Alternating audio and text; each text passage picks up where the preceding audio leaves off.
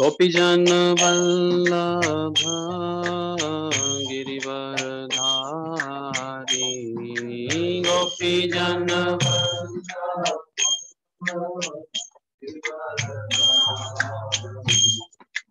गोपीजन वल्लभ गिरिवरधारी, गोपीजन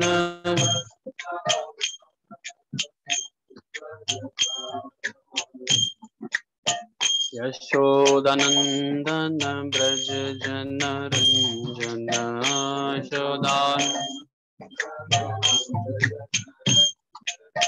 यशोदानंदन ब्रज जन रंजन, यशोदानंदन यमुना तीरा वनचारी, यमुना तीरा यमुना तीरा वनचारी,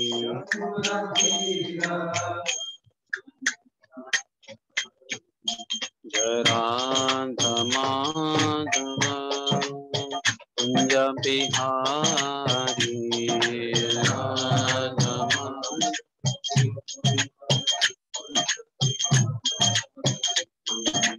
राधा-माधव कुंज बिहारी,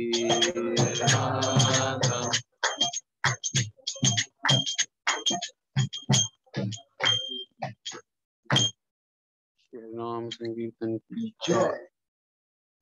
ओम अज्ञानतिमिरन्धस्य ज्ञानाञ्जनशलाकया चक्षुरुन्मिलितं येन तस्मै श्रीगुरवे नमः।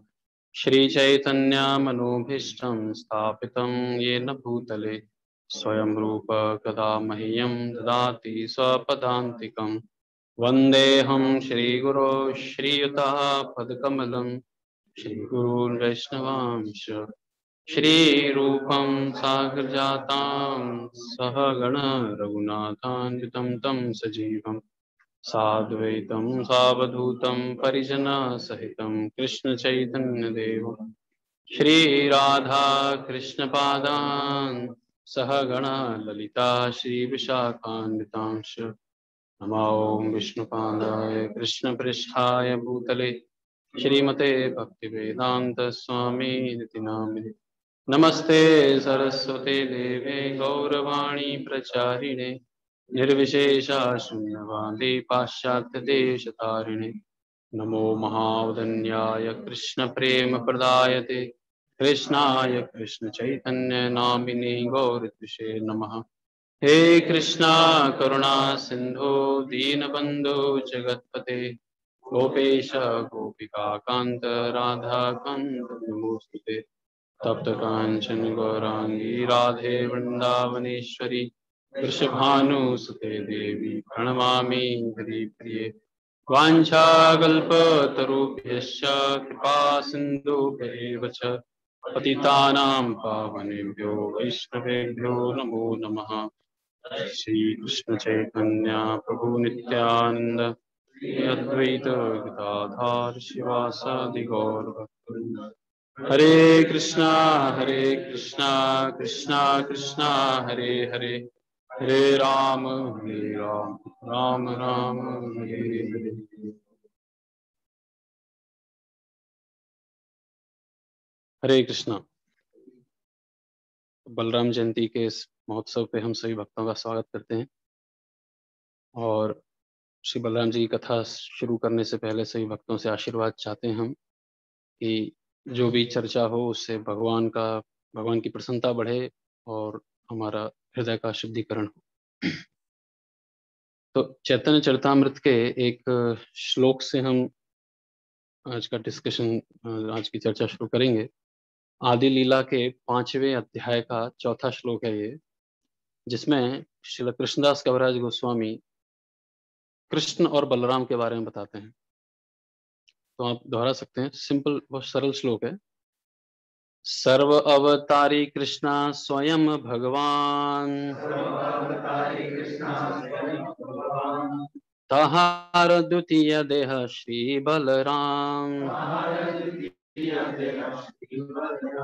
सर्व अवतारी कृष्णा स्वयं भगवान, तहार द्वितीय देह श्री बलराम। सर्व अवतारी कृष्णा स्वयं भगवान, तहार द्वितीय देह श्री बलराम। तो इसका अर्थ काफी सरल है। सर्व अवतारी कृष्ण स्वयं भगवान। कृष्ण भगवान कौन है? सभी अवतारों के स्रोत। अवतारी कहा जाता है यहाँ पे, अवतार नहीं है कृष्ण, अवतारी। अवतारी मतलब जिनसे सभी अवतार आते हैं। तो फिर बलराम जी कौन है? कृष्ण के अवतार? कहते नहीं, बलराम जी ताहार द्वितीय देह, just second body, second, just another body, दूसरे देह। श्री बलराम, बलराम जी वो हैं। तो इसके तात्पर्य में, इसके तात्पर्य में नहीं, आगे के तात्पर्य में प्रभुपाद जी बलराम जी के बारे में बताते हैं कि बलराम जी एक्चुअली भगवान के दो तरह के अवतार हैं। स्वांश, दो तरह के एक्सपांशन होते हैं, स्वांश और विभिन्नांश। स्व अंश मतलब उतना ही पावर रहेगा उसके अंदर, और विभिन्नांश मतलब उसकी शक्ति कम हो जाएगी। तो स्वांश में भगवान के सभी अवतार आते हैं, बलराम जी वगैरह, और विभिन्नांश में सभी जीवात्माएं, सोल, इस तरह से आते हैं। एक श्लोक के अंदर प्रभुपाद जी लिखते हैं कि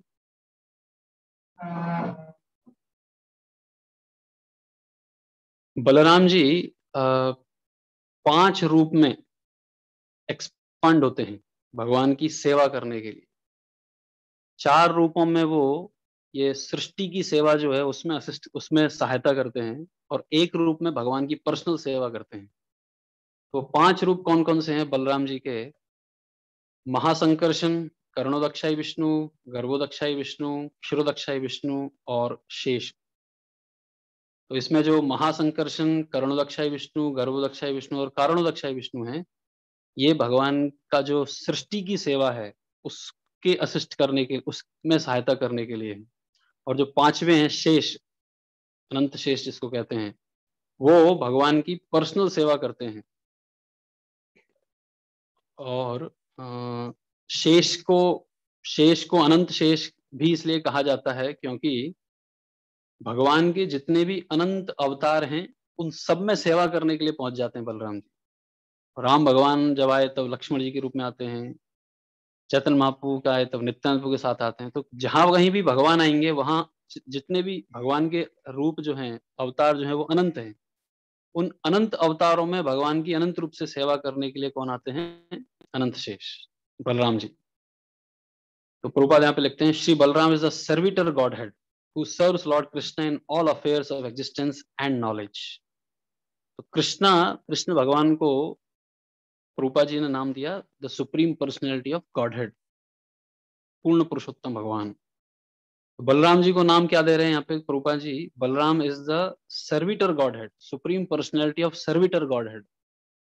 भगवान की सेवा कैसे करनी चाहिए वो भगवान बलराम जी यहाँ पे बताते हैं। आगे लिखते हैं Prabhupada, Lord Nityanand Prabhu who is same servitor God head Balram performs the same service of Lord Gauranga bye constant association. तो इस तरह से बलराम जी का जो आइडेंटिटी है वो यहाँ पे प्रभुपाद जी बताते हैं कि वो सेवा करने के लिए अवतार लेते हैं।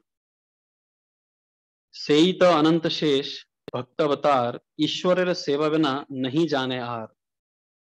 बलराम जी की आइडेंटिटी अगर पूछा जाए तो बलराम जी कौन है, तो इसमें यहाँ बताया गया है कि सेई तो अनंत शेष भक्त अवतार, वही अनंत शेष भक्ति के रूप में अवतार लेते हैं कभी कभी, तो भगवान के सेवक के रूप में है। और उनका कार्य क्या है?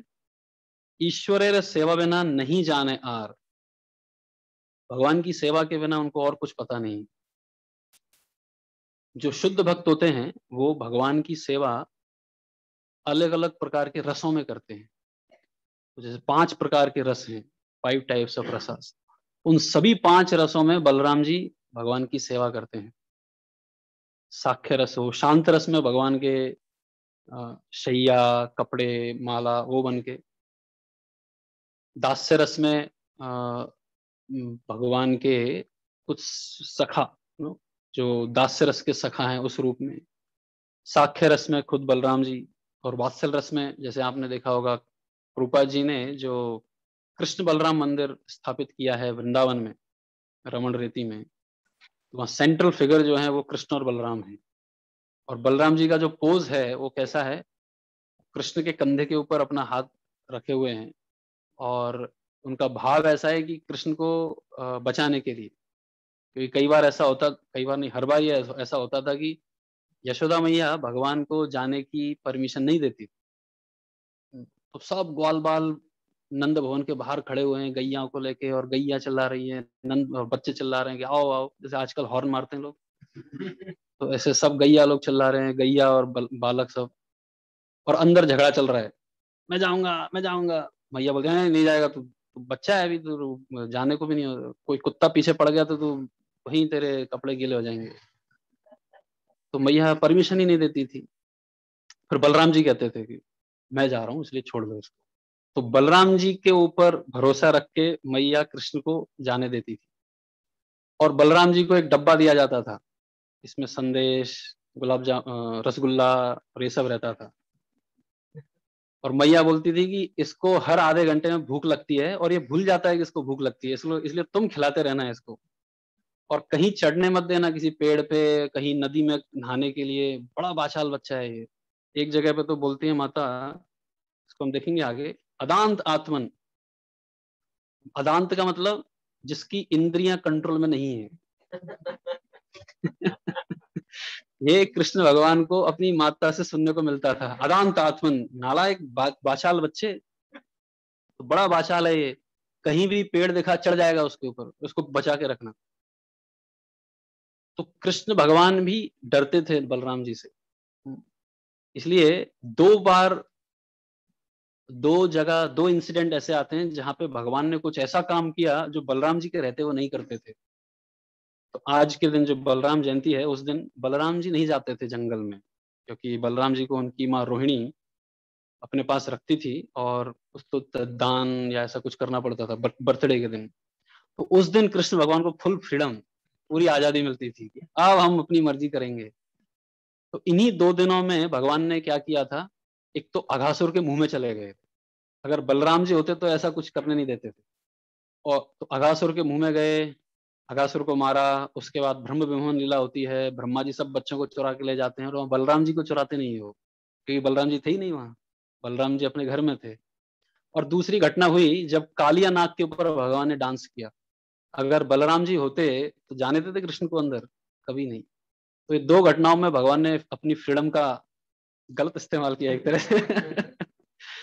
सो तो बलराम जी की वजह से ही माता यशोदा कृष्ण को जाने देती थी। अब ऐसा नहीं है कि हर बार जो है कृष्ण और बलराम में अच्छे से दोस्ती होती थी, कई बार झगड़ा भी होता था कृष्ण और बलराम के बीच में ही, हालांकि सब कुछ वो सेवा के लिए ही चल रहा है। तो जैसे मैं बता रहा था कि साख्य रस में भी भगवान बलराम जी की सेवा करते हैं, और माधुर्य रस में भी भगवान कृष्ण की सेवा करते हैं बलराम जी, कौन सी गोपी बनकर, अनंग मंजरी गोपी बनकर, उस तरह से। तो एक बार बलराम जी ने भी शिकायत की कृष्णा की। हुआ क्या था, कृष्णो मृदम भक्षित्वान, कृष्ण ने एक बार मिट्टी खा ली थी। अब मिट्टी क्यों खाई उसका भी कारण है। कारण ऐसा है कि जैसे वो रहता है ना दाव देना, अगर कोई पार्टी हार जाती है बच्चों में, तो जो पार्टी हार जाती है उसको जीतने वाले को कंधे पे रख के ले जाना होता है। तो कृष्ण की पार्टी एक बार हार जाती है, और श्रीदामा को बैठना होता है कृष्ण के सर पे, कृष्ण के कंधे पे। तो कृष्णा कहते नहीं नहीं, मैं राजा का बेटा हूँ, मैं नहीं बैठाऊंगा किसी को सर पे, और मेरे मेरे बाबा के 9 लाख गाय हैं, तुम सबके घरों में 2 4 5 हजार गाय हैं, मेरे बाबा के 9 लाख गाय हैं, मैं बड़ा हूं, मैं तुमको अपने सर पे नहीं बैठाऊंगा। तो सब बच्चे लोग बोलते थे जब तक तू बैठाएगा नहीं तब तक तेरे को खिलाएंगे नहीं हम। भगवान बोलते नहीं नहीं, मैं नहीं बैठाने वाला किसी को। तो सब बच्चे कृष्ण को दूर भगा देते थे, इसको नहीं खिलाएंगे, ये भाग यहाँ से, तो भगवान चले जाते थे। तो ऐसे ही हुआ, एक दिन कृष्ण को दूर बिठा दिया और सब बच्चे खेल रहे हैं और उसको ऐसा करते ना बच्चे, कुछ तो चिढ़ा रहे थे उनको। तो भगवान भी गुस्सा में आके, आज मैं कुछ तो ऐसा करूंगा जो इन सबको गुस्से, इन सबको मजा चखाऊंगा। तो उन्होंने फिर मिट्टी खाना शुरू किया। अब मिट्टी खाई तो बच्चे पहले ही गुस्सा में थे कि इसने हमारा दाव नहीं दिया है, तो जाके उन्होंने शिकायत की यशोदा मैया से। कृष्णो मृदम भक्षित्वान इति मात्रे निवेदयन, माता से शिकायत की। और सबसे आगे कौन थे शिकायत करने में? बलराम जी। तो माता फिर कृष्ण का हाथ पकड़ के लेके आती है कि कस्मान मृदम अदांत आत्मन, कैसे मिट्टी खाई बाचाल बच्चे। भगवान भक्षितवान रह मतलब अकेले में रहकर, जब सब बच्चे खेल रहे थे तूने अकेले में रह के मिट्टी खाई। और तो कृष्णा ने पूछा कि आपको कैसे पता, मैंने तो अकेले में मिट्टी खाई। तो माता बोलती है वदंती तावका ही ये सब बच्चे लोगों ने तेरी शिकायत की है। कुमारास्ते, कुमार मतलब ये जो बच्चे तुम्हारे साथ खेल रहे हैं उन्होंने शिकायत की है। अग्रजो अपि अयम, और यहाँ तक कि बलराम जी ने भी तुम्हारी शिकायत की है। तो ऐसा कभी ऐसा नहीं चलता था कि कृष्ण और बलराम में हमेशा दोस्ती दोस्ती है, लड़ाई भी होती थी। लेकिन वो सब भगवान की सेवा बढ़ाने के लिए, पास्ट टाइम के रस को इनहेंस करने के लिए। तो फिर भगवान ने क्या बोला, नाहम भक्षित्वान अम्बा सर्वे मिथ्या विभाषित, मैंने मिट्टी नहीं खाई, सब झूठ बोल रहे हैं, और बलराम जी तो बहुत चिढ़ता है मेरे से। तो सूरदास जी का एक पद है जिसमें वो ये गाते हैं इसको कि कृष्ण और बलराम के बीच में किस प्रकार से कई बार ऐसा शिकायत वाला पास टाइम होता था। तो हम उसको गाएंगे अभी, कृष्ण और बलराम का। तो ये सूरदास जी का पद है जिसमें बलराम जी ने कुछ बलराम जी किस प्रकार कृष्ण को चढ़ाते थे, ये आप सब लोगों ने सुना होगा। तो एक एक लाइन हम बोलेंगे, एक और कुछ लाइन मैं आपको बताऊंगा जो आपको रिपीट करनी है, सब कुछ तो नहीं हो पाएगा। मैया मोही दाऊ बहुत खिजायो, मैया मोही दाऊ बहुत खिजायो, मैया मोही दाऊ बहुत खिजायो।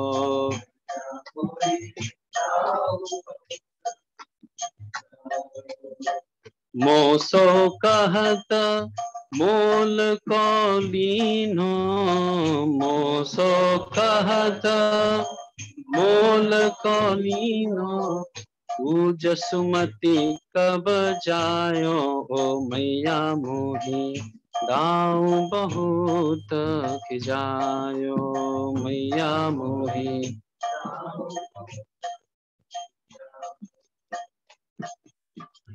कहा करो यही रिसके मारे, खेलन हो नहीं जाता, पुनि पुनि कहत कौन है माता, कौन तिहारो तात, गोरे नंद जसोदा गोरी, टूकत श्यामल गात,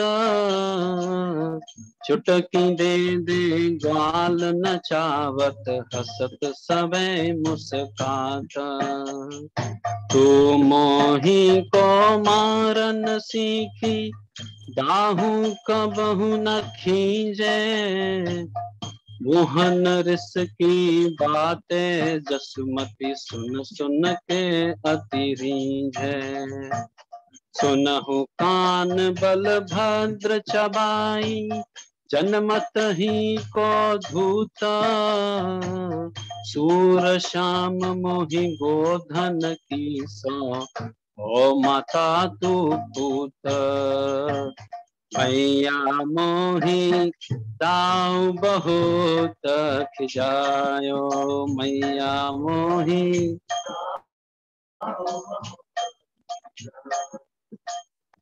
इस सॉन्ग में कह रहे हैं सूरदास जी, ऐसी एक घटना को लिया, ऐसी बहुत होती थी। एक घटना में क्या हुआ, दाऊ बहुत खिजायो, खिजाया मतलब चिढ़ाया, बलराम जी ने कृष्ण को एक बार बहुत चढ़ाया, रोजाना चढ़ाते थे। एक दिन कृष्ण भगवान ने भी शिकायत की फिर मैया से। क्या कहा? मोसो कहत मोल को लीनो, मोल मतलब खरीद के लिया मुझे। तू जसमती कब जाया, तेरे को यशोमती मैया ने कब जन्म दिया, तू तेरे को तो खरीद के लाए बाजार से कहीं से। मतलब क्यों खरीद के लाए? कहते हैं कि और कभी कभी कृष्ण कहते हैं इसीलिए मैं कई बार खेलने को नहीं जाता गुस्सा की वजह से। ऐसा कभी हुआ नहीं, लेकिन अभी शिकायत में नमक मिर्च डालनी पड़ती है। तो कहते हैं कि पुनि पुनि कहत कौन है माता, और बार बार मेरे से पूछते हैं सब लोग, किस कौन है तेरी माता, और कौन तिहारो तात, पिताजी कौन है तेरे। और मुझे इसका प्रमाण भी देते हैं वो लोग। क्या प्रमाण है? गोरे नंद यशोदा गोरी, तू कत श्यामल गात। देखो नंद महाराज को देखो, इतना एकदम गोरे हैं। यशोदा मैया को देखो, वो भी एकदम गोरी हैं। और ये काला कलूटा पता नहीं कहां से आ गया घर में। जब माता पिता गोरे हैं तो बच्चा अगर काला हो रहा है तो मतलब क्या है? बाजार से खरीद के लाए उसको। और चुटकी दे दे ग्वाल नचावत, और सब मुझे नचाते हैं, सब मेरा मजाक उड़ाते हैं। हसत सवय मुस्कात, सब मेरा हंसी उड़ाते हैं। तू मोही को मारन सीखी, तुझे सिर्फ मुझे ही मारना आता है। दाहू कबहू ने खींचे, तुम कभी दाऊ जी के ऊपर गुस्सा नहीं करती हो। ऐसा होता भी था, दाऊ जी के ऊपर कभी गुस्सा नहीं होता था, क्योंकि दाऊ जी बहुत सिंसियर सोबर आदमी थे। बाचाल सिर्फ यही था। मोहन मुस्की मोहन मुख रिसकी ये बातें, जसमती सुनी सुनी रीझ है। कृष्ण भगवान के मुख से ये गुस्से की बातें सुनकर यशोदा मैया बहुत रीझती, मतलब बहुत उनको आनंद आता है। और फिर कृष्ण को सांत्वना देने के लिए यशोदा मैया कहती हैं कृष्ण से, सुनहु कान बलभद्र चबाई। सुन कृष्णा, ये जो बलराम है ये तो बड़ा, चबाई का मतलब होता है चुगलखोर है। जन्मत ही को धूर्त, जन्म से ही धूर्त व्यक्ति है। और सूर शाम वही गोधन की सौ।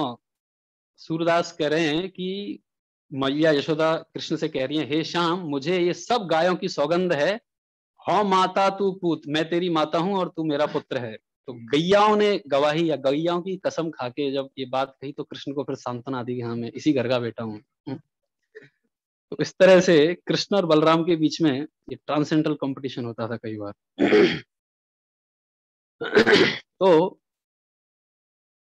आ, बलराम जी ने कृष्ण ने काफी सारे कई प्रकार के राक्षसों का वध किया था। आगे की लीला में जब हम देखते हैं, जब थोड़ा जन्म के बारे में बताते हैं, बलराम जी का जन्म, कंस ने 6 देवकी के पुत्रों को मार दिया था जेल में, कंस की जेल में। और 7वें पुत्र के रूप में योग माया ने, सॉरी, कृष्ण ने योग माया को आदेश दिया था कि ये 7वें पुत्र के रूप में बलराम जी आ रहे हैं, इनको तुम देवकी के गर्भ से रोहिणी के गर्भ में ट्रांसफर करना। तो आप लोगों ने हार्ट ट्रांसप्लांटेशन और लंग ट्रांसप्लांटेशन, किडनी, ये सब सुना होगा। ये एम्ब्रियो ट्रांसप्लांटेशन कभी नहीं सुना होगा। ये सिर्फ भगवान ही कर सकते हैं, और योग माया ने किया ये काम। तो क्योंकि इनको देवकी के गर्भ से रोहिणी के गर्भ में स्थानांतरित किया गया था, इसलिए इनका नाम संकर्षण पड़ा। और क्योंकि ये सभी ब्रजवासी या सभी लोगों को आनंद प्रदान करने वाले हैं, इसलिए इनका नाम राम हुआ।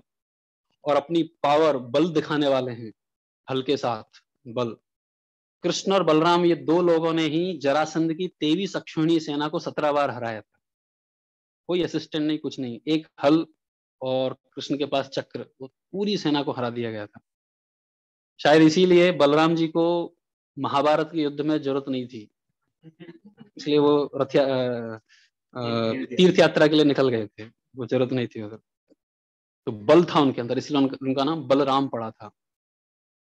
और वृंदावन में तो जैसे पता ही है, कुछ भी नाम रख लो उसका कुछ तो उसका ऐसा उल्टा मीनिंग निकालेंगे, उल्टा नाम रखा जाएगा उसका। तो कृष्ण और बलराम, उनका नाम हो गया कनाई बलाई वृंदावन के अंदर।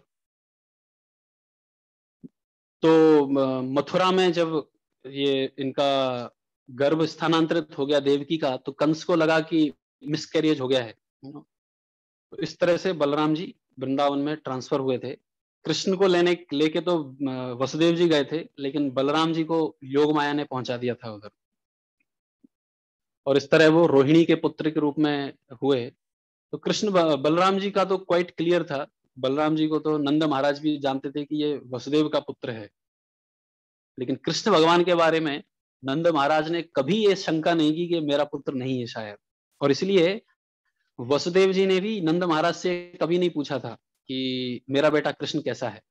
एक बार ऐसा हुआ था कि पूतना वध के पहले नंद महाराज टैक्स कर चुकाने के लिए कहाँ गए थे, मथुरा आए थे, और कंस को टैक्स दिया था, ये सब दिया। उसके बाद वसुदेव जी मिलने आते हैं इनसे, नंद महाराज से, और वहां वो बड़ा फेमस श्लोका कहते हैं कि नैकत्र प्रिय संवासः सुहृदाम चित्रकर्मणाम ओघेन व्यूहमानानाम प्लवानाम स्रोतसो यथा। वसुदेव जी कहते हैं कि इस दुनिया का नियम ऐसा है, ना एकत्र प्रिय संवास है, जो आपके प्रिय लोग हैं उनके साथ आप कभी एक साथ बैठ के बहुत समय व्यतीत नहीं हो पाता है, और जिनके साथ रहते हैं उनका शक्ल देखने का भी मन नहीं करता है। नैकत्र प्रिय संवास है सुहृदाम चित्रकर्मा में क्यों होता है ऐसा?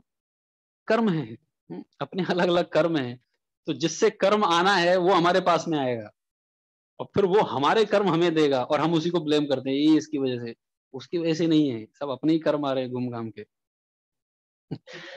तो वसुदेव जी ने ये बात कही उनसे, और फिर बाद में वो पूछते हैं, अच्छा वहां गायों को चारा मिल रहा है क्या, आपके नंदगांव में गायों को पानी पीने को मिल रहा है क्या, और बलराम कैसा है? बस इतना ही पूछा, कृष्ण के बारे में नहीं पूछा। क्यों नहीं पूछा? क्योंकि अगर गायों को चारा मिल रहा है तो दूध रहेगा, दही रहेगा, और बलराम अगर अच्छा है तो फिर कृष्ण तो अच्छा रहना ही रहना है। तो इसलिए प्रभुपाद वहां पे लिखते हैं कि ये इंडस्ट्रियल एंटरप्राइज से कुछ नहीं होने वाला। अगर सोसाइटी, ह्यूमन सोसाइटी के बीच में गाय हैं और इस प्रकार के जानवर हैं और खेत हैं, तो अपने आप प्रॉस्पेरिटी होगी। ये नट्स और बोल्ट से प्रॉस्पेरिटी नहीं होने वाली, और आजकल बोले तो सॉफ्टवेयर प्रोग्रामिंग से सॉफ्टवेयर प्रॉस्पेरिटी नहीं होने वाली है। अगर प्रभुपाद के जमाने में ये होता तो वो शायद ये एग्जाम्पल दे देता। तो इस तरह से फिर कृष्ण और बलराम वृंदावन में अपनी अलग अलग लीलाएं करते हैं। बलराम जी ने 2 राक्षसों का वध किया था। कृष्ण भगवान ने कई सारे राक्षसों का वध किया, बलराम जी ने शुरुआत में 2 का किया, बाद में कईयों का किया, जैसे रुक्मी और बलबल। और बलबल ये इलवल का बेटा था जिसको मारा था बलराम जी ने बाद में महाभारत के युद्ध के आसपास। तो 2 राक्षस जिनका बलराम जी ने वध किया वो है धेनुकासुर और प्रलंबासुर, राइट। तो धेनुकासुर जो है,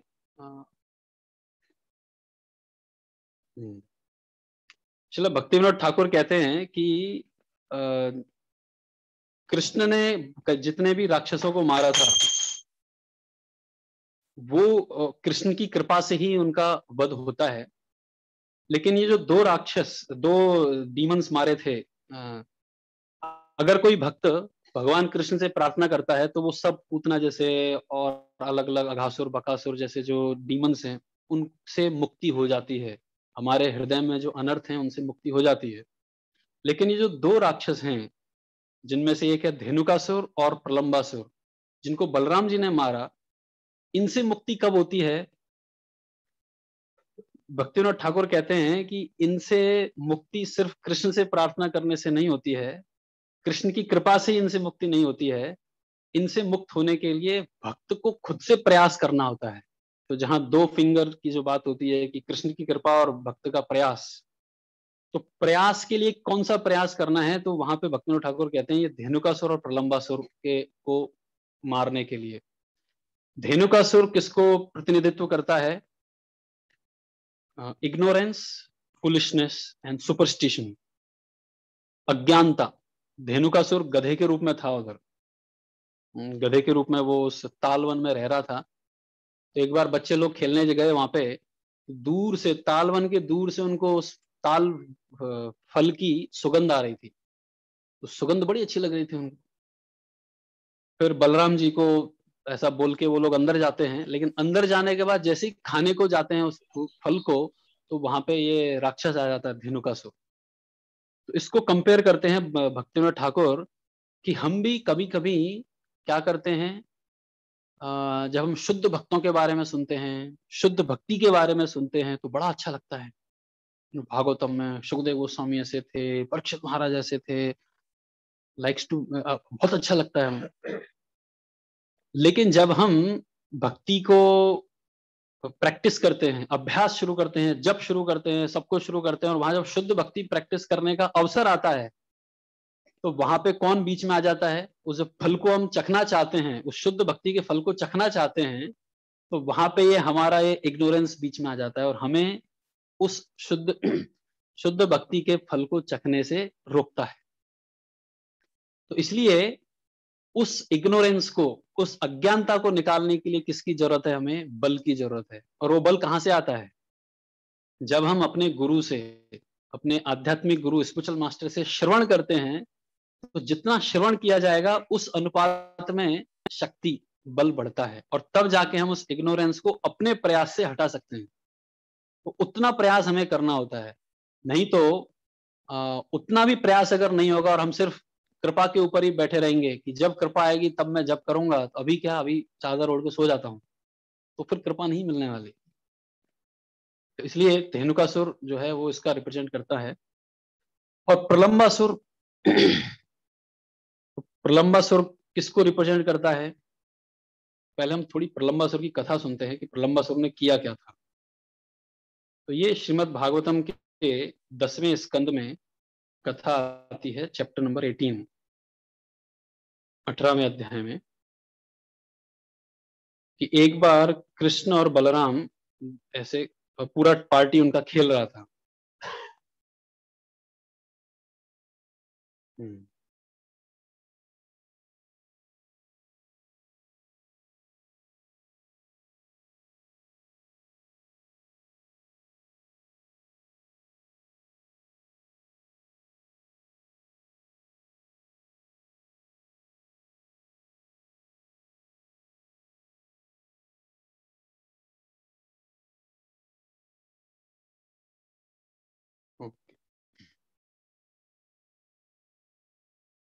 पशूंश्चार चारयतोर गोपैस तद्वने रामकृष्णयो गोप रूपी प्रलंबो अगाध असुरस तज्जीर्षया।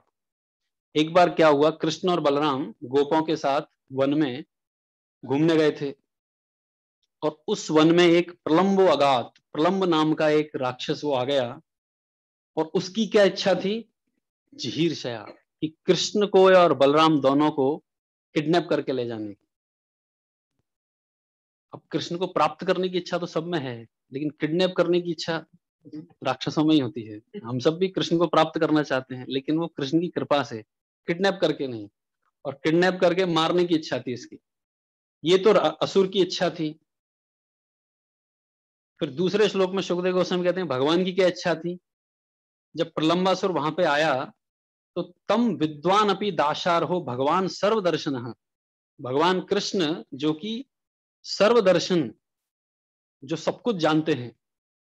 सर्वदर्शन का मतलब ये होता है जो सब कुछ जानते हैं। एक और मतलब होता है सर्वदर्शन का, दर्शन का मतलब होता है फिलॉसफी, राइट? स्क्रिप्चर, फिलॉसफी, दर्शन, सभी प्रकार की फिलॉसफी, स्क्रिप्चर, शास्त्र, दर्शन जिसको इंगित करें वो है सर्वदर्शन, मतलब कृष्ण। तो भगवान सर्वदर्शन तम विद्वान, वो जान गए कि ये प्रलंबासुर आ रहा है, और अन्वमोदन तत्सख्यम वदम तस्य विचिंतयन, अपने सभी साथियों को बुलाया, और उसको भी अपनी साथियों में इंक्लूड किया भगवान ने। किसके लिए? भगवान ने सोचा तस्य वधम विचिंतयन, अभी इसको मारेंगे हम। तो उसको मारने के लिए भगवान ने उसे अपनी टीम में शामिल किया। फिर तब भगवान ने क्या किया? तत्र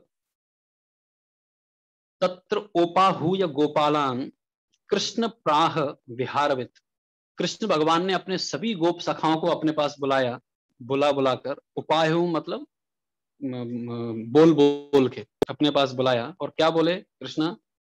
हे गोपा विहारिष्यामो, हे गोप सखाओ हम खेलेंगे अभी।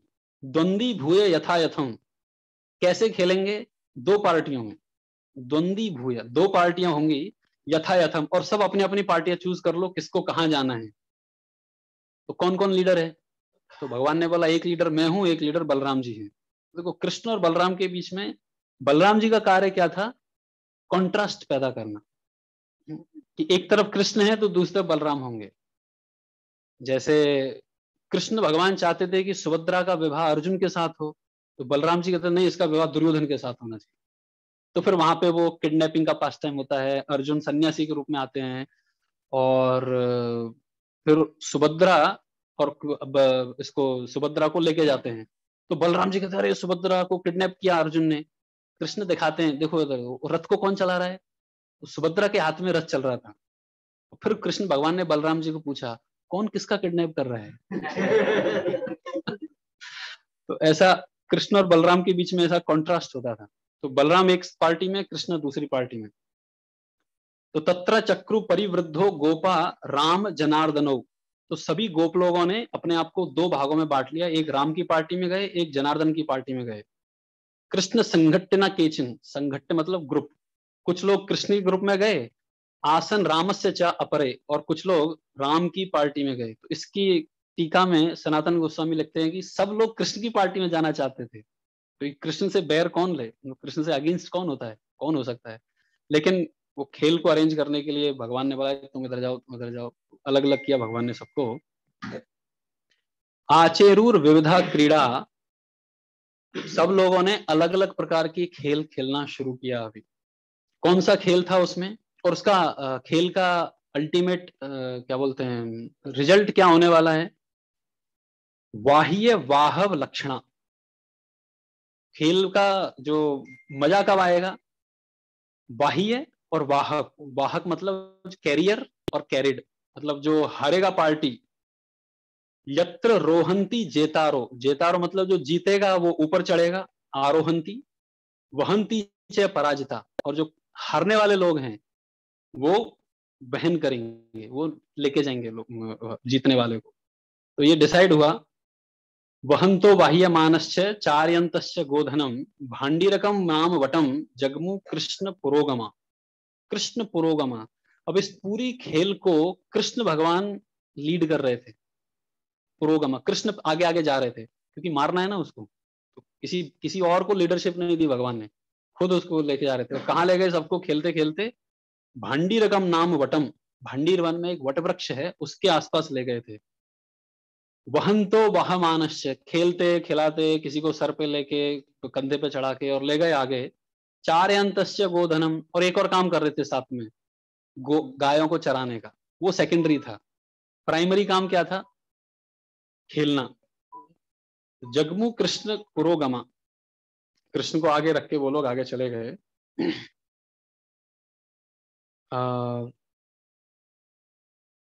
राम संघटिनो यरही श्रीदाम वृषभादया। तो फिर एक समय पे क्या हुआ, जब सब खेलना खिलाना हो गया, तो फिर जो, तो कभी एक पार्टी जीतती थी कभी दूसरी पार्टी जीतती थी, तो अल्टीमेटली जो सबसे ज्यादा जीतने वाली पार्टी थी वो थी बलराम जी की।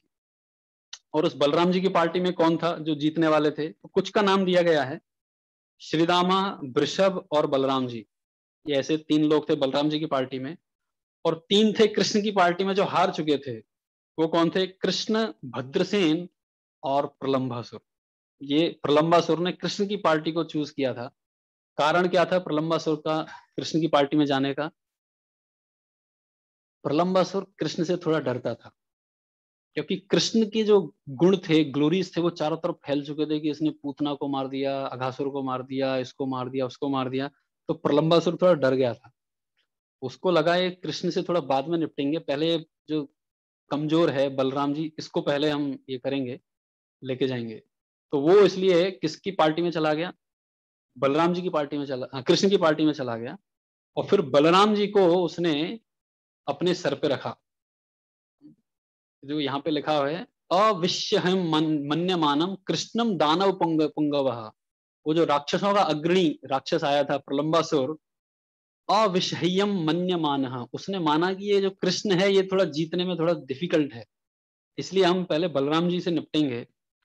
तो उसने क्या किया, बलराम जी को अपने सर पे रखा, और वहंत द्रुतरम प्रगाद अवरोहणतः परम, उसने बलराम जी को अपने कंधे पे रखा और बहुत जोर से दौड़ लगाना शुरू किया। मतलब जैसे बाकी सब बच्चे लोग जो जीतने वाली पार्टी है उसको अपने कंधे पे रखकर थोड़ा ऐसे वॉकिंग करके करके चल रहे थे, इसने बलराम जी को टांगा अपने सर पे, कंधे पे, और धड़ाधम भागता शुरू कर दिया, उसने एक्सप्रेस वे में भागना शुरू कर दिया।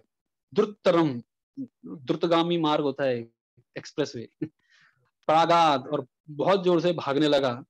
अब बच्चे लोगों ने एक लिमिट डिसाइड की थी कि इस यहाँ तक ही भागना है, लेकिन इसने क्या किया, अब रोहतः परम, जहां पे उतारना था, उतारने को, वो लिमिट को क्रॉस करके बहुत आगे तक भागना शुरू कर दिया उसने। तम उद्वहन धरणी धरेन्द्र गौरवम, जब वो बहुत दूर तक लेके चला गया तो बलराम जी को भी आश्चर्य, अरे क्या भाई, कहाँ ले जा रहा है तू, ये सब बच्चे लोग पीछे छूट गए, खाना पीना भी है तो वापस जाने में बहुत टाइम जाएगा। तो वो भागता ही जा रहा है, भागते ही जा रहा है। तब बलराम जी को समझ में आया कुछ तो गड़बड़ है, तो फिर बलराम जी ने अपना वजन बढ़ाना शुरू किया।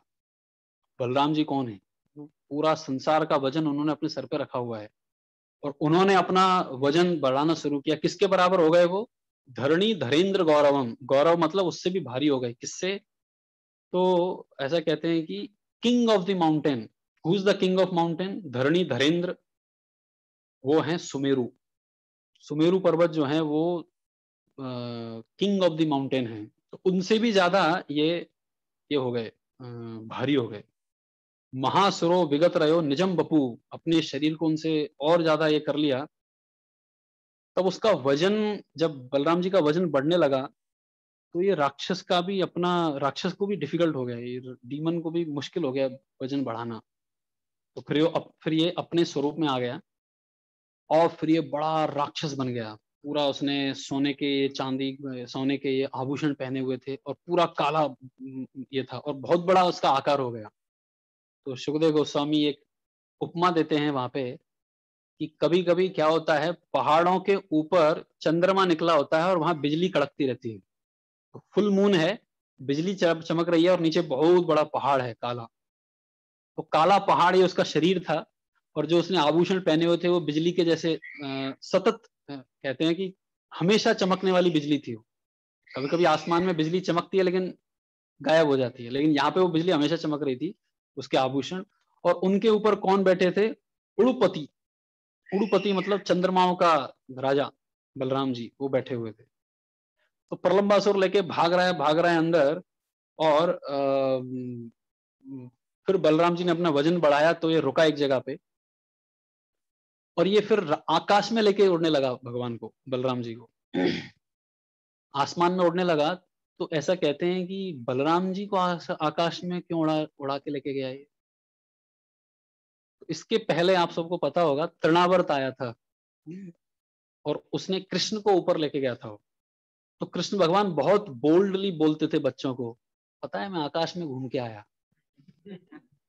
तो बलराम जी ने भी इच्छा की, एक बार मैं भी घूम के आऊंगा बेटा, एक बार रुक तू मैं भी एक बार ऊपर घूम के आऊंगा। तो इसलिए ये राक्षस आया वहां पे, प्रलंबासुर, और वो बलराम जी को आकाश में घूम के लेके गया, घुमाने लेके गया। फिर जब फर्स्ट टाइम हो गया तो बलराम जी ने एक धाड़ करके उसके सर पे एक मुष्टि का प्रहार, ऐसा कहते हैं यहाँ पे है, अगले से अगले श्लोक में, रुषा हन छिरसी दृढ़े न मुष्टिना, रुषा हन। फिर बलराम जी को गुस्सा आ गया कि नीचे नहीं उतार रहा है, नालायक कहीं का, थोड़ा हो गया घूम फिर के, नीचे उतारने को बोला, नहीं उतार रहा है।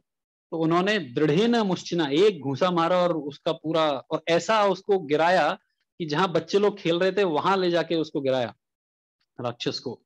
सुराधिपो गिरिम इवा वज्र रमहसा, जिस प्रकार इंद्र ने अपने वज्र से बड़े बड़े पहाड़ों को उड़ाया था, उस प्रकार बलराम जी ने अपने मुष्टि का प्रहार से इस राक्षस को मार दिया था। बोलो बलराम जी भगवान की जय।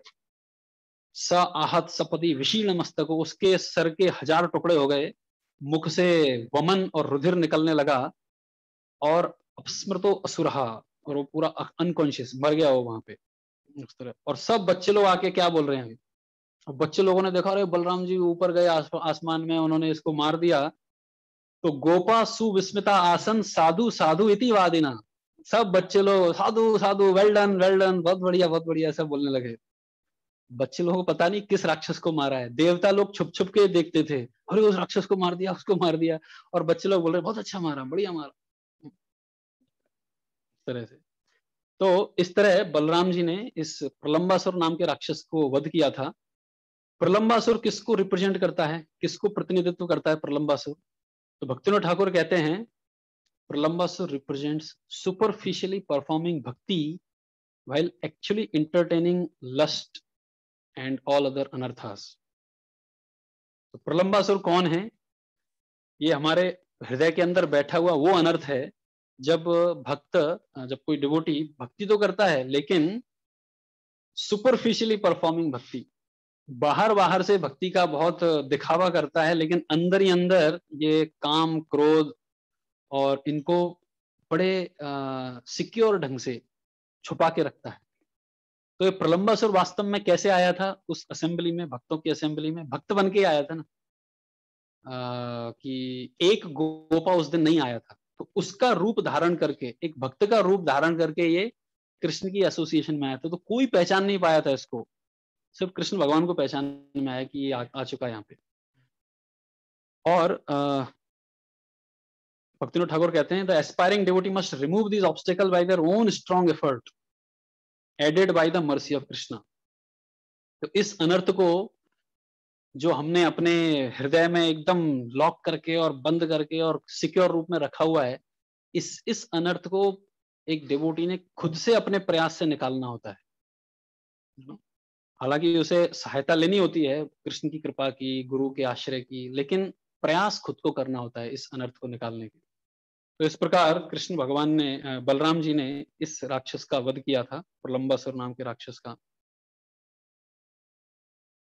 लेकिन एक जो पास टाइम जो हम वास्तव में हम डिस्कस करना चाहते थे वो अब शुरू होता है वो ये है कि बलराम जी ने एक बहुत ही महत्वपूर्ण संदेश सिखाया था।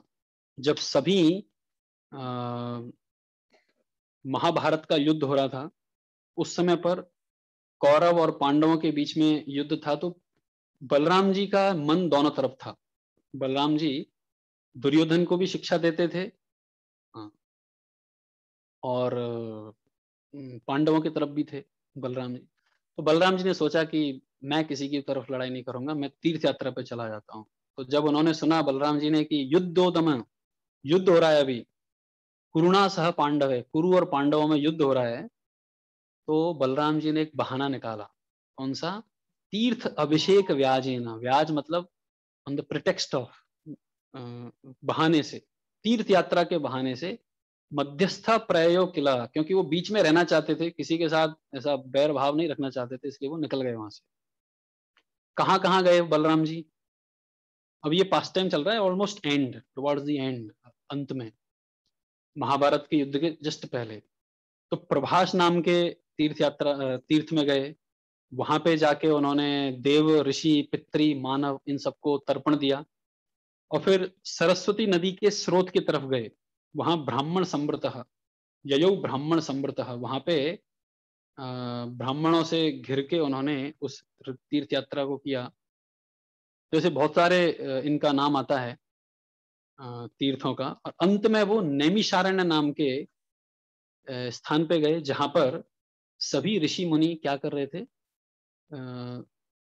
सत्र समासते, एक यज्ञ करने के लिए बैठे हुए थे, और दीर्घ काल से वो यज्ञ चल रहा था। वास्तव में वो श्रवण यज्ञ चल रहा था वहां पे। और वहां पे जो ये था स्पीकर, वो थे रोमहर्षण।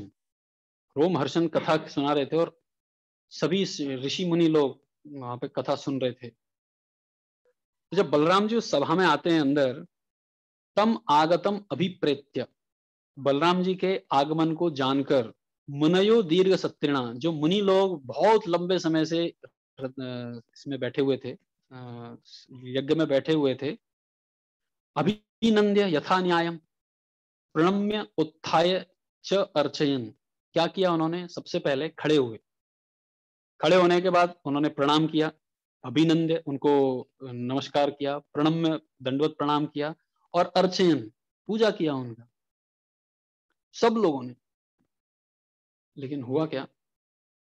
सो अर्चित सपरिवार, बलराम जी अपने कुछ एसोसिएट्स के साथ आ रहे थे, उनकी इस प्रकार से पूजा हुई, तो बलराम जी ने अपना आसन ग्रहण किया, कृत आसन परिग्रह, अच्छे से अपना आसन ग्रहण किया। लेकिन एक व्यक्ति की तरफ निगाह गई बलराम जी, वो कौन था? रोम हर्षणम आसीनम, रोम हर्षण बैठा ही रहा वहां।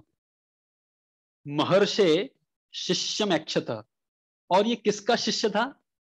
व्यासदेव का शिष्य था रोम हर्षण। महर्षि व्यासदेव का शिष्य है, और किसी बड़े व्यक्ति के आने के उपरांत भी वो खड़ा नहीं हुआ, तो फिर बलराम जी का ध्यान उसकी तरफ गया। अकृत, हाँ, तो बलराम जी ने सोचा कि इस व्यक्ति ने क्या गलती की है। तो बलराम जी ने सोचा कि ये व्यक्ति, बलराम जी को समझ में आया कि ये व्यक्ति क्या किया। रोमहर्षण अप्रत्युत्थाइनम सूतम, पहली बात तो ये सूतम, ये सूत है, मतलब जन्म इसका थोड़ा नीचे कुल में हुआ है। दूसरा, अप्रत्युत्थाइनम, खड़ा नहीं हुआ है। अकृत प्राहण अंजलिन, ना इसने प्रणाम किया और ना हाथ जोड़े। अध्यासीनम च तान विप्रांश, और सभी ब्राह्मणों से ऊपर बैठा हुआ है। इसलिए चुकोप उद्वीक्ष माधव, माधव मतलब यहाँ बलराम जी को माधव कहा गया है। बलराम जी को फिर इसलिए गुस्सा आई। तो देखिए, बलराम जी का गुस्सा ऐसे बिम्सिकली नहीं आया, अरे इसने मेरे को नमस्कार नहीं किया, नहीं, वहां पे कारण दे रहे हैं ये। पहली बात तो, इसको ब्राह्मणों ने अपने से ऊपर स्थान दिया है, हालांकि ये जन्म से नीचे है। खड़ा नहीं हुआ, हाथ भी नहीं जोड़े, और ऐसा झुका भी नहीं है ये। अध्यासीनम च तान विप्रांश, और ये विप्रों से ऊपर बैठा हुआ है। ओके। और फिर बलराम जी एक बहुत अच्छा श्लोक कहते हैं यहाँ पे। ऋषेर भगवतो भूत्वा शिष्योधीत्य बहूनि च, से इतिहास पुराणानि धर्म शास्त्राणि सर्वशः, अदान्तस्य अवनीतस्य वृथा पंडितमानिनः, न गुणाय भवन्ति स्म नटस्येवाजितात्मनः। बलराम जी उसकी तरफ इशारा करके कहते हैं, ऋषेर भगवतो भूत्वा शिष्यो, कि तुम किसके शिष्य हो? ऋषि हो, भगवतो ऋषि मतलब व्यासदेव, व्यासदेव के शिष्य हो, और अधित्य बहुनी च, और आपने बहुत स्टडी किया है, शास्त्रों का बहुत प्रकार से अध्ययन किया है। किस किस का? इतिहास पुराण धर्म शास्त्र सर्वशः, सब प्रकार के इतिहास पुराण धर्म और सबका अध्ययन किया है। इतना अध्ययन करने के बाद भी ये सब स्टडी आपके अंदर कुछ गुण नहीं ला पाए। अदांतस्य, तुम्हारी इंद्रियां अनकंट्रोल्ड हैं, नियंत्रण में नहीं है। अवनीतस्य, ये शास्त्रों का अध्ययन तुम्हारे अंदर नम्रता को नहीं ला पाया। और वृथा पंडित मानी ना, खुद को पंडित मान रहे हो अपने, बिना बिना किसी कारण से। ना गुणाए भवंती, इसमें ये कोई गुण नहीं आए तुम्हारे अंदर। और तुम ये जो भाषण दे रहे हो, ये किस प्रकार से है? नटस्येवा जितात्मना, जिस प्रकार एक ड्रामेटिस्ट, जिस प्रकार एक नट, ड्रामा करने वाला सब प्रकार के डायलॉग रट लेता है। जैसे हम कभी कभी प्रहलाद और नरसिंह का ड्रामा करवाते हैं, तो उसमें प्रहलाद महाराज को सब श्लोक रटवा देते हैं, रट बेटा रट रट, और वो दो चार श्लोक बोलता है वहां पे, लेकिन मतलब उसको ही पता नहीं होता है। तो उसी प्रकार से नटस्य नटस्य एव, बलराम जी कह रहे हैं कि तू ये भाषण तो दे रहा है, ये पूरी भागवत रट ली है तूने, लेकिन ये कैसी है? वो स्टेज परफॉर्मर के जैसी। वो स्टेज के ऊपर बड़ा बड़ा परफॉर्म करेगा, लेकिन पीछे जाके दारू पिएगा वो। ऐसा होता है कई जगहों पे। ना गुणाए भवंती, इसमें तेरे अंदर ये गुण नहीं आया। और सबसे इंपॉर्टेंट चीज क्या बोल रहे हैं यहाँ पे कि अजितात्मनः, इतना शास्त्र अध्ययन करने के बाद भी तुम अपने इंद्रियों को नहीं कंट्रोल में कर पाए, और नम्र नहीं बन पाए हो। तो एक बार क्या हुआ, एक तपस्वी थे, एक तपस्वी और एक डाकू, दोनों की मृत्यु एक साथ होती है। और तपस्वी और डाकू दोनों को यमदूत लेके जाते हैं यमराज के पास। तो यमराज जी पहले चित्रगुप्त से इसका लेखा जोखा पूछते हैं, डाकू का। तो चित्रगुप्त बताया, डाकू, इसने डाकू डाला, ये किया वो किया, इसको इसको सजा मिलनी चाहिए, कड़ी से कड़ी सजा मिलनी चाहिए। और फिर पूछते हैं तपस्वी ने क्या किया। तो तपस्वी ने बहुत तपस्याएं की, और ये किया, और गंगा में खड़ा रहा, और सनलाइट में आग जला के चारों तरफ वैसे खड़ा रहा। अच्छा, तो साधु सॉरी यमराज जी ने डाकू को बोला कि ठीक है, तुमको हम सजा देते हैं कि तुम इस तपस्वी की सेवा करो। तपस्वी वहां पे बोलता है, मुझे कहाँ ये अशुद्ध व्यक्ति की सेवा में, अशुद्ध व्यक्ति मुझे सेवा में लगा रहे हो तुम, अशुद्ध व्यक्ति की को सेवा करने के लिए लगा रहे हो मेरे पास, मैं अशुद्ध हो जाऊंगा, मुझे मत लगाओ उसकी सेवा, मुझे तो स्वर्ग में भेजो। ऐसा तपस्वी ने बोला यमराज को। तो यमराज कहते हैं, नालायक बेवकूफ, इतनी तपस्या करने के बाद भी तेरे अंदर ये नम्रता नहीं आई। ये व्यक्ति जो डाकू है, इसको मैंने बोला तेरी सेवा करने के लिए, इसने आराम से मान लिया, क्योंकि ये नम्र हो गया है अपने पूरे लेखे जोखे को सुनकर। लेकिन तुम्हारे अंदर तपस्या करने के बाद वो अहंकार नहीं गया है अभी तक, इसलिए तुम इसकी सेवा कर अभी। तो इसलिए कहते हैं कि शास्त्र अध्ययन, हमारी भक्ति या तपस्या या जो भी कुछ कर रहे हैं, अगर ये अल्टीमेटली एक नम्रता में परिणित नहीं हो रहा है, इससे हमारे अंदर एक नम्र भाव जागृत नहीं हो रहा है जिसकी वजह से हम भगवान की शरण ले सकें और भक्तों की शरण ले सके, तो फिर वो ये नटस्य नट के जैसा है सब। वो नट व्यक्ति जो ड्रामेटिस्ट है, जो ड्रामाबाज है, वो बहुत अच्छे से बोलेगा, दिखाएगा, लेकिन जब अपने प्राइवेट चेम्बर्स में जाएगा तो वहां पे फिर डांटेगा, फटकारेगा, ये करेगा, वो करेगा, या फिर अजितात्मनः, अपनी अनकंट्रोल्ड इंद्रियों की वजह से, अपने इंद्रियों की वजह से, अनियंत्रित इंद्रियों की वजह से और मन की वजह से खुद का पतन करवाएगा।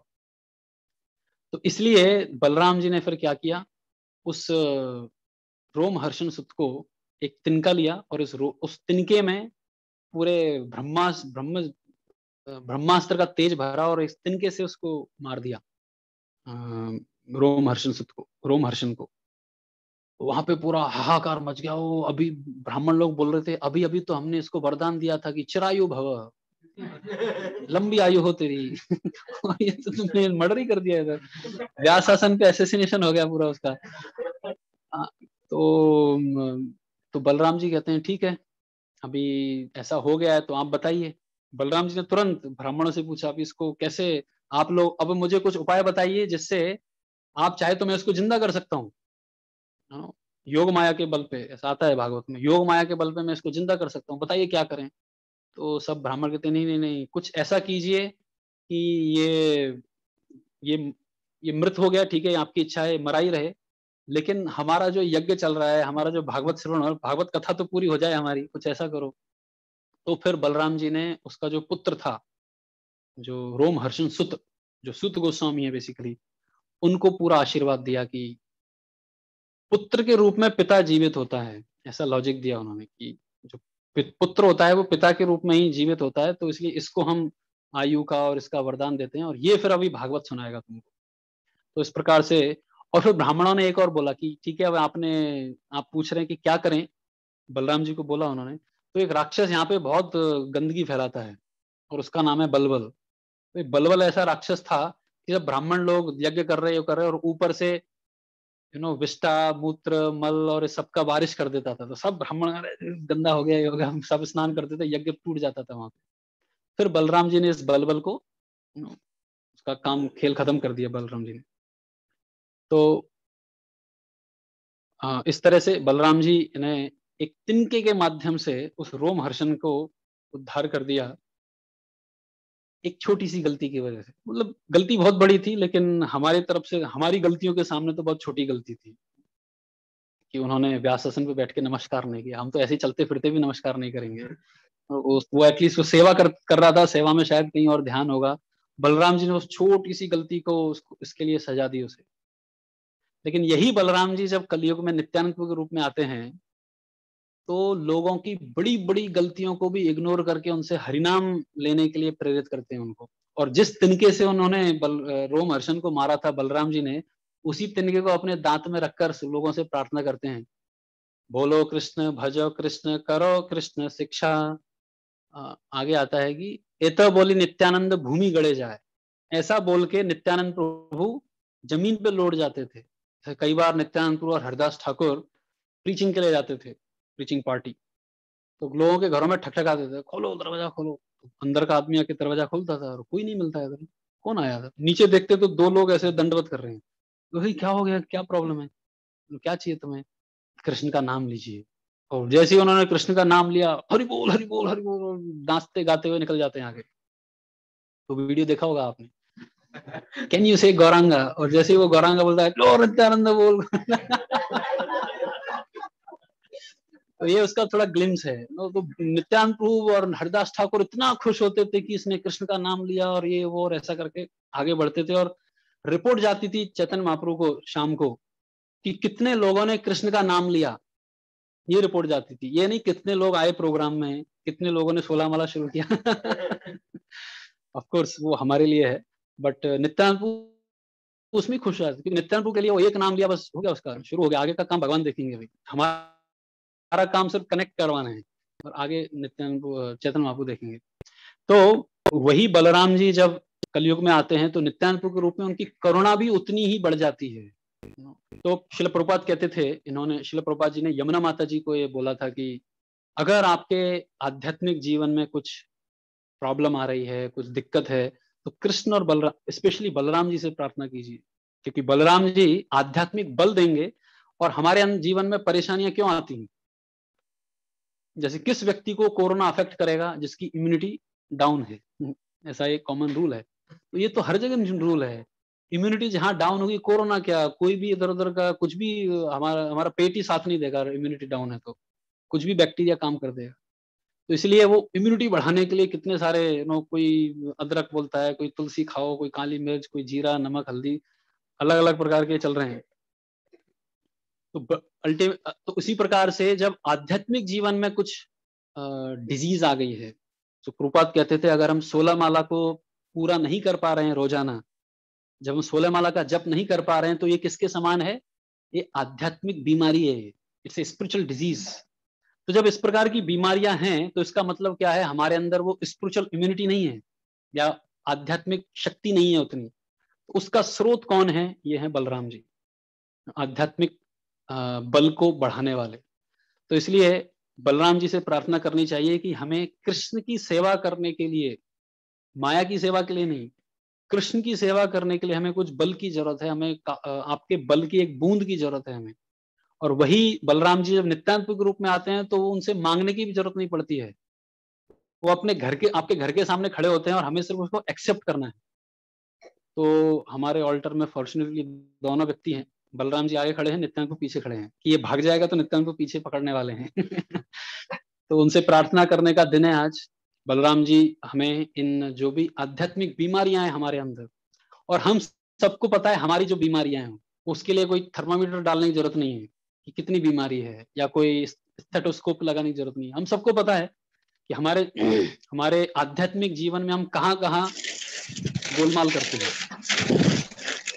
कहाँ कभी कभी बिना माला के भी लोग फीडबैक में हाथ डाल के माला कर लेते हैं।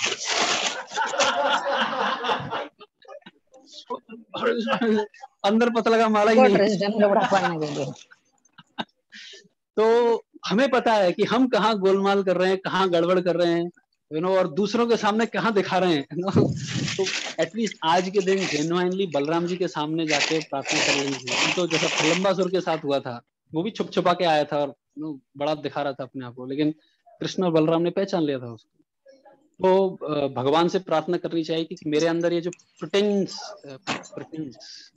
ये दिखावे की ये जो भावना है, ये कम हो, ये खत्म हो, और मैं एक जेन्युइन भक्त के रूप में आपकी सेवा कर सकूं। इन्हीं प्रार्थना के साथ हम भागवत को यहाँ विराम देते हैं। शिला प्रभुपाद की, श्री बलराम जी भगवान की जय।